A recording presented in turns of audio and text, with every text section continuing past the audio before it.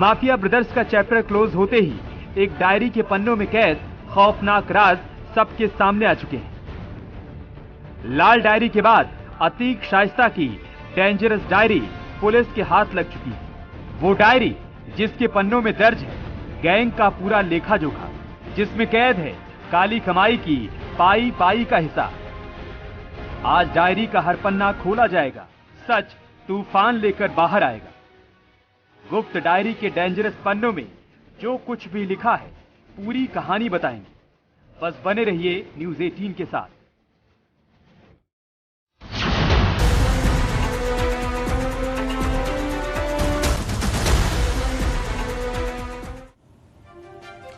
तो माफिया अतीक अब अतीत हो चुका है, लेकिन उसके काले साम्राज्य के स्याह दस्तावेज डायरी के रूप में सामने आए हैं। आज न्यूज़ 18 डॉन की डेंजरस डायरी पर एक बहुत बड़ा खुलासा करने जा रहा है। आज हम आपको बताएंगे कि माफिया के मारे जाने के बाद उसकी डायरी के पन्नों में दर्ज नाम जिंदा हो उठे हैं। इस डायरी में क्या क्या लिखा है, किस तरह के लोगों के नाम पते हैं, और डायरी का सच सामने आया तो कौन से लोग मुसीबत में फंसने वाले हैं। रिपोर्ट देखिए।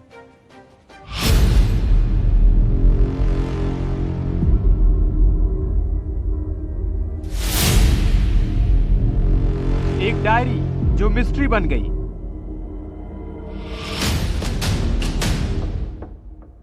एक डायरी जो मिली तो 100 सवाल कर गई। क्या है माफिया की गुप्त डायरी का राज?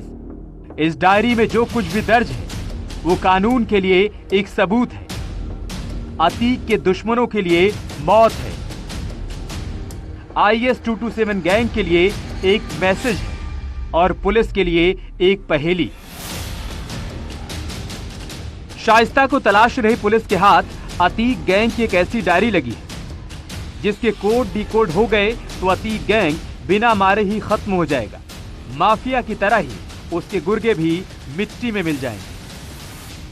शाइस्ता परवीन की खोज में लगी प्रयागराज पुलिस को बड़ी जानकारी हासिल हुई है। दरअसल शाइस्ता परवीन के मायके यानी कि अतीक अहमद की ससुराल से इसी बक्से से प्रयागराज पुलिस ने कई डायरीज बरामद की हैं, जिनमें न सिर्फ अतीक अहमद के करीबी, उसके रियल एस्टेट कारोबारी और उसके गुर्गों के रिकॉर्ड दर्ज थे। इन डायरीज में बताया जा रहा है कि अतीक अहमद के रियल एस्टेट के पार्टनर्स, उसके बेहद करीबी लोग जिनके पास अतीक का पैसा जमा था, उनकी सारी डिटेल्स थी। और बताया जा रहा है कि उन डायरीज के जरिए अब पुलिस अतीक के गुर्गों, अतीक के पार्टनर्स और अतीक के वो लोग जो उसके फाइनेंसर के तौर पर काम कर रहे थे, उनकी डिटेल्स निकाल रही है। सूत्रों के मुताबिक अतीक के ससुर के घर एक डायरी मिली है जिसमें अतीक के सारे कच्चे चिट्ठे हैं। सवाल उठता है कि इस डायरी में क्या है। चलिए बताते हैं। इसमें दर्ज हैं अतीक के कई करीबियों के नाम, कई मददगारों के पते और नंबर, यूपी के अलावा 5 राज्यों में फैले काले कारोबार का हिसाब किताब भी, शूटर्स के नाम, पते और कोड, अतीक गैंग की ओर से अंजाम दी गई वारदातों के कोड भी।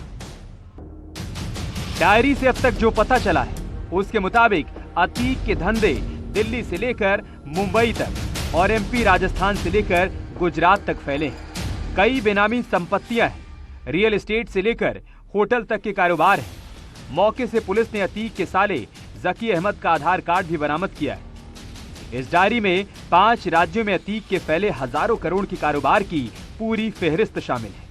इन डायरीज का जिक्र लगातार बीते कई दिनों से हो रहा था, लेकिन छापेमार कार्रवाई में पुलिस ने इन डायरीज को बरामद कर लिया है और इनके आधार पर ही पुलिस अब रियल एस्टेट कारोबारी, अतीक के फाइनेंसर और शाइस्ता परवीन के वो करीबी लोग जो उसको इस समय न सिर्फ आर्थिक मदद दे रहे हैं बल्कि उसको छुपाने में मदद कर रहे हैं, उनकी डिटेल्स निकालेगी।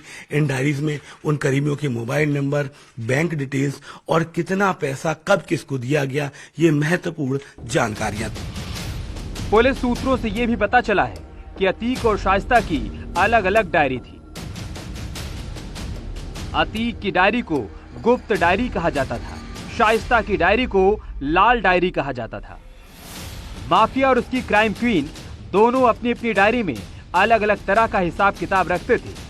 अतीक की डायरी में गैंग, हवाला, बिजनेस, पार्टनर के नाम, पते और शूटर्स का पता ठिकाना दर्ज है, जबकि शाइस्ता की डायरी में बुर्का ब्रिगेड, लोकल सपोर्टर, गुप्त ठिकाने और गैंग में नई भर्ती से जुड़ी जानकारियां दर्ज हैं। यानी पुलिस सूत्रों के दावे पर यकीन करें तो अतीक के बाद शाइस्ता अपने हिसाब से अपना साम्राज्य खड़ा कर रही थी। लेकिन सवाल यह है कि आखिर शाइस्ता की डायरी से अब तक मिली जानकारी कितनी काम आई? क्या शाइस्ता अपनी डायरी में दर्ज किसी गुप्त ठिकाने पर है या उसने IS 227 जैसी कोई दूसरी गैंग पहले ही तैयार कर ली थी ताकि पुलिस की आंखों से ओझल होकर भी गैंग और धंधे को चलाती रहे? Bureau report, news 18। तो हमने आपको अतीक और शाइस्ता की डायरी से जुड़े तमाम राज बताए। ये भी बताया कि इन डायरीज में किस तरह गैंग, कारोबार और शूटर्स के नाम पते दर्ज हुआ करते थे। लेकिन इसी डायरी में जो सबसे चौंकाने वाली सूचना मिली वो थी उमेश पाल शूटआउट की। हमने आपको बताया था कि माफिया अंजाम दी गई वारदातों को एक कोड नेम दिया करता था और इसी तरह से उमेश पाल शूटआउट को कोड नेम दिया गया था। वो नेम था ऑपरेशन जानू।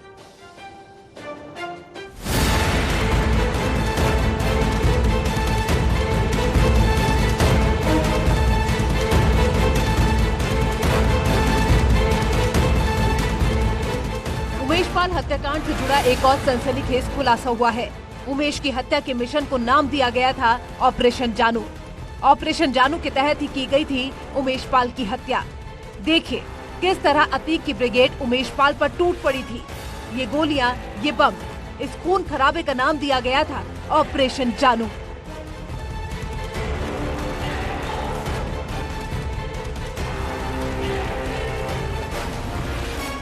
उमेश की हत्या की प्लानिंग की तैयारी कर ली गई थी। हत्या से पहले एक पार्टी की गई। पार्टी में शाइस्ता, असद, गुड्डू समेत सभी शूटर शामिल हुए थे। पार्टी का सामान खुद असद लेकर आया था। शाइस्ता और असद शायद ये नहीं जानते थे कि उमेश की हत्या का अंजाम क्या हो सकता है।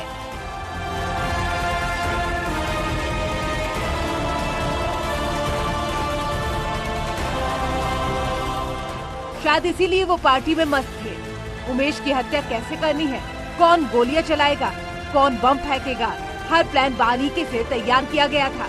हत्या के बाद कौन कहां भागेगा और कहां छिपेगा, ये भी प्लानिंग पहले ही कर ली गई थी।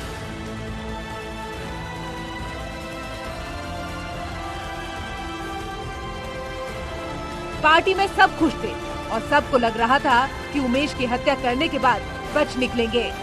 लेकिन किसी को शायद ये अंदाजा नहीं था कि यूपी में योगी की पुलिस अपराधियों के साथ जीरो टॉलरेंस की नीति के चलते क्या करती है। पार्टी में गुड्डू मुस्लिम भी शामिल था और वो भी बेहद खुश था। उसे नहीं पता था कि इस बमबाजी का अंजाम क्या होगा। पार्टी में इस पूरे मिशन की हर प्लानिंग को फिर से फुल प्रूफ किया गया ताकि कहीं कोई गलती ना हो जाए और इसका नाम दिया गया था ऑपरेशन जानू। पुलिस ने अतीक के हेल्प पर राकेश को गिरफ्तार किया था। राकेश ने पूछताछ के दौरान कई सनसनीखेज खुलासे किए हैं। ये मर्डर पार्टी उमेश की हत्या से ठीक पहले वाली रात को हुई थी। पार्टी से पहले असद ने राकेश से कहा था,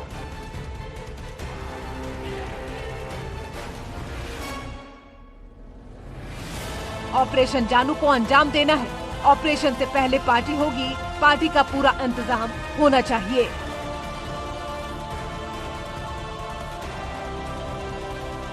पूरी रात ये पार्टी चली। शाइस्ता, असद और सभी शूटर्स रात भर जश्न मनाते रहे और फिर अगले दिन ऑपरेशन जानू को अंजाम दे दिया गया। जो हुआ उसे पूरे देश ने देखा। उमेश की सरेआम गोलियों और बम से हत्या कर दी गई। लेकिन ऑपरेशन जानू और ये मर्डर पार्टी पूरे अतीक गैंग पर भारी पड़ गई। Bureau report, news 18।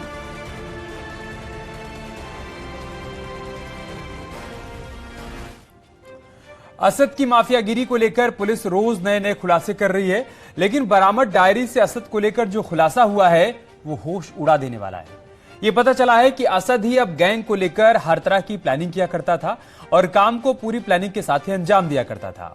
Umesh Pal हत्याकांड के लिए भी असद ने ही प्लान तैयार किया था, लेकिन वो क्या वजह थी जिसके चलते प्लान फेल हो गया? रिपोर्ट देखिए।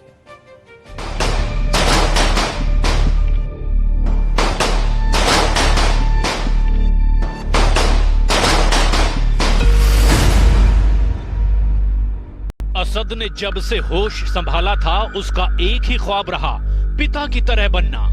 प्रयागराज में इक्का जमाना और असद का नाम आते ही हर किसी का कांप जाना। उमेश पाल की हत्या करके वो यही रुतबा हासिल करना चाहता था। पिता, चाचा और गैंग के बाकी सदस्यों के सामने अपनी छवि को माफिया वाली दिखाना चाहता था, लेकिन उमेश पाल हत्याकांड के बाद वो खुद कटघरे में आ गया। अतीक और अशरफ के जेल में रहते हुए गैंग को जो आगे बढ़ा रहा था वो असद ही था। किसी भी काम के लिए असद ही पूरा प्लान तैयार करता था, प्लान को एग्जीक्यूट करता था, शूटर सिलेक्ट करता था। प्लान बनाने के साथ साथ असद गोली चलाने में एक्सपर्ट था। अतीक के कहने पर उसे जो काम मिला असद उसे मुकम्मल करने की हर कोशिश करता था, क्योंकि उसका ख्वाब प्रयागराज पर राज करने का था। लेकिन उमेश पाल हत्याकांड में असद का यही प्लान फेल हो गया। उसने जो सोचा उसमें से कुछ भी वैसा नहीं था जैसा उसने सेट करके रखा था। उमेश पाल की हत्या से पहले असद ने अपना फोन और एटीएम अपने करीबी अतीन को दे दिया था। प्लानिंग थी कि जब उमेश पाल का मर्डर किया जाएगा उस वक्त अतीन उसके एटीएम से कहीं दूर पैसे निकालेगा, मोबाइल को एक्टिव करेगा, ताकि जांच के दौरान ये साबित हो कि मर्डर से असद का कोई नाता नहीं है। और अतीन ने ऐसा किया भी।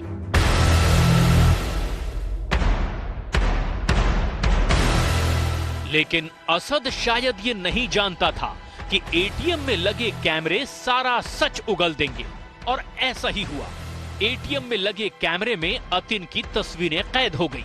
उमेश पाल हत्याकांड में असद का नाम ना आए इसके लिए प्लान बी भी तैयार किया गया था।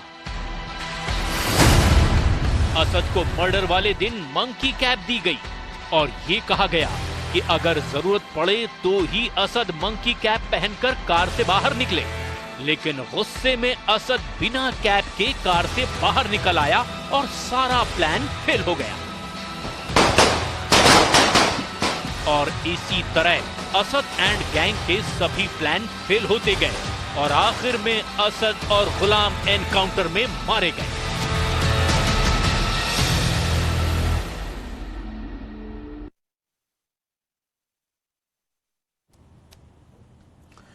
इधर शाइस्ता की तलाश करते करते उसकी गुप्त डायरी पुलिस के हाथ लगी। उधर गुड्डू मुस्लिम की तलाश करते करते कुछ चौंकाने वाली जानकारियां हाथ लगी हैं। एसटीएफ सूत्रों की माने तो बमबाज गुड्डू ओडिशा में कई दिनों से छिपा हुआ था, लेकिन सबसे चौंकाने वाली जानकारी यह है कि गुड्डू मुस्लिम अपना नाम और हुलिया बदल कर छिपा हुआ था। छिपने के लिए वो हिंदू नामों का इस्तेमाल कर रहा है।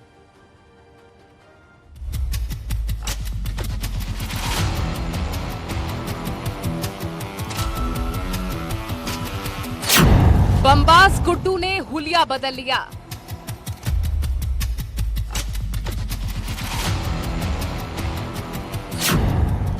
गुड्डू मुस्लिम ने नाम भी बदल लिया।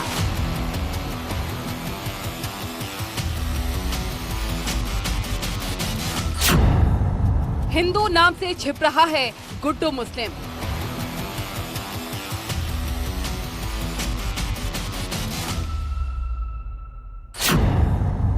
62 दिनों से फरार उमेश पाल हत्याकांड का आरोपी गुड्डू मुस्लिम लगातार जगह बदल रहा है।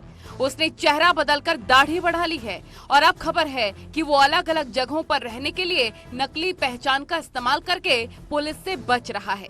इतना ही नहीं, उसने पुलिस से बचने के लिए इन 2 महीनों में अलग अलग हिंदू नामों का भी इस्तेमाल किया।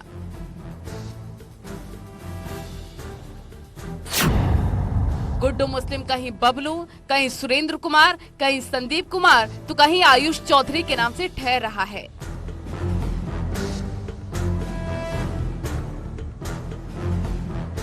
गुड्डू मुस्लिम 2 से 13 अप्रैल तक ओडिशा में मौजूद था और करीब 15 दिन से राज्य में छिपा हुआ था और यहाँ कपड़े से भरा बैग छोड़कर फरार हो गया। ओडिशा में पुलिस ने बमबाज गुड्डू मुस्लिम के सहयोगी मीट कारोबारी राजा खान को पकड़ा है। उसने खुलासा किया है कि गुड्डू मुस्लिम ने अपना हुलिया बदल लिया है ताकि जांच एजेंसियां उसे पकड़ न पाए, उसने अपनी दाढ़ी बढ़ा ली है और उड़ीसा में वह आयुष चौधरी के नाम से ठहरा हुआ था। अब तक गुड्डू मुस्लिम मेरठ, अजमेर, झांसी, नासिक, पुणे और उड़ीसा से होते हुए अब छत्तीसगढ़ भाग गया है। 24 फरवरी को प्रयागराज में हुए उमेश पाल हत्याकांड में माफिया अतीक अहमद के गुर्गे गुड्डू मुस्लिम की पुलिस और एसटीएफ को तलाश है। 5 लाख के नामी गुड्डू मुस्लिम के मामले में लगातार कई नए खुलासे हो रहे हैं।